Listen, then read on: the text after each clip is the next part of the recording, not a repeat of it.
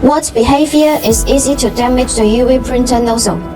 Nozzle as the core component of UV flatbed printer.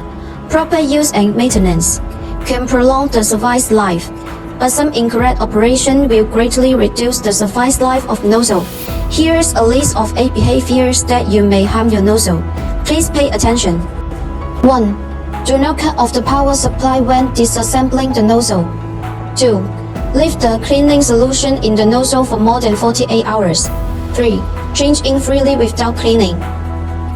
Even for the same ink, inks made by different manufacturers contain different ingredients.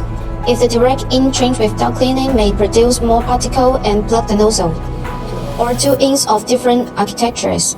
So, the nozzle must be cleaned before change the ink.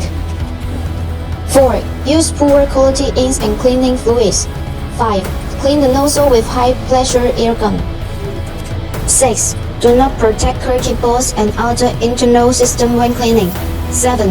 Use external force and lack of standardization to adjustment the nozzle position. 8. Do not pay attention to electrostatic protection. If you want to know more about UV printer knowledge or are interested in our UV printer, welcome to leave a message to us.